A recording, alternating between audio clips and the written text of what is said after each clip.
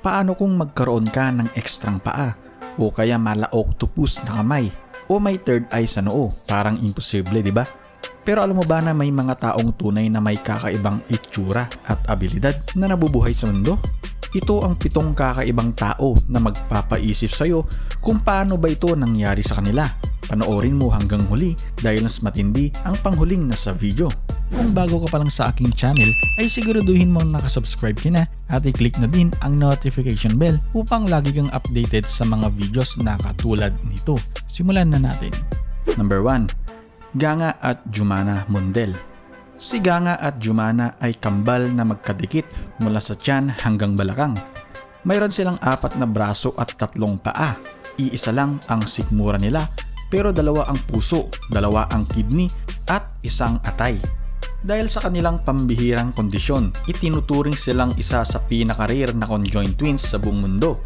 Kahit hindi pangkaraniwan ang kanilang anyo, hindi ito naging hadlang sa kanila dahil ang kambal ay nagtatrabaho bilang performers sa Dreamland Circus kung saan daan-daang tao ang humahanga at namamangha sa kanila dahil nga sa mala-spider-human na itsura nito. Noon sinubukan silang suriin ng mga doktor para malaman kung pwede silang paghiwalayin. Pero dahil mas mataas ang panganib ng operasyon kaysa sa kaligtasan nito, kaya hindi na nila ito itinuloy. Bagamat hindi sila mapaghiwalay, masaya naman sila sa kanilang buhay ngayon. At higit pa riyan, hindi lang sa katawan sila magkahati dahil ang 2 ay magkahati din sa iisang lalaki dahil isa lang ang asawa nila na pareho nilang minamahal. Number 2. Francisco Lentini. Ipinanganak si Lentini noong 1889 sa Sicily, Italy.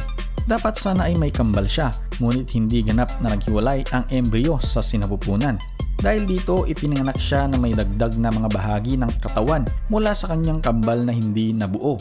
Meron itong 3 binti, 4 na paa, ang ika-4 ay nasa kanyang tuhod. At meron itong 16 na daliri sa paa. At ang matindi dito, may 2 itong ari na panlalaki.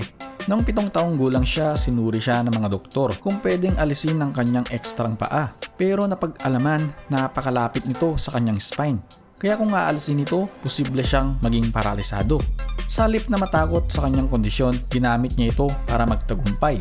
Hanggang isang talent scout ang nakakita sa kanya at isinama siya sa Amerika para maging bahagi ng isang traveling circus. Dito na nga siya sumikat bilang The Great Lentini.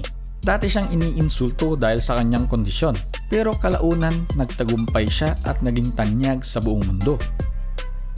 Number 3. Hong Hong. Kadalasan ng isang tao ay may 10 daliri sa kamay at 10 daliri sa paa. Pero may ilang pinanganak na may dagdag na daliri. Isang kondisyon na tinatawag na polydactyly na nangyayari sa isa sa bawat 1,000 tao na ipinapanganak. Pero si Hong Hong, siya ay ipinanganak na may kabuuang 31 na daliri, 15 sa kamay at 16 sa paa. Ito na ata ang pinakamadaming daliri na naitala sa buong mundo. Namana ni Hong Hong ang kondisyon mula sa kanyang ina na may tig-6 na daliri sa kamay at paa. Ngunit hindi niya inaasahan na ang anak niya ay magkakaroon ng napakaraming daliri na umabot sa 31. Dahil gusto ng kanyang pamilya na magkaroon siya ng normal na buhay, sinubukan nilang mag-ipon para sa isang operasyon na nagkakahalaga ng 1.7 million pesos. Nasa kabutihang palad may isang ospital ang nagbigay ng malaking diskwento upang matulungan sila at matuloy ang operasyon. Number 4. Tommy. Ang lalaking may 2 ari.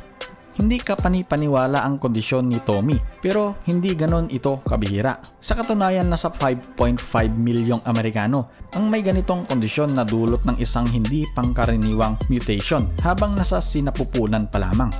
Pero sa halip na ikahiya niya ito, ipinagmamalaki pa niya ang kanyang kondisyon. Sabi ni Tommy, marami na lalaki ang maiinggit sa kanya. Ano na lang kung dax ito at 2 pa.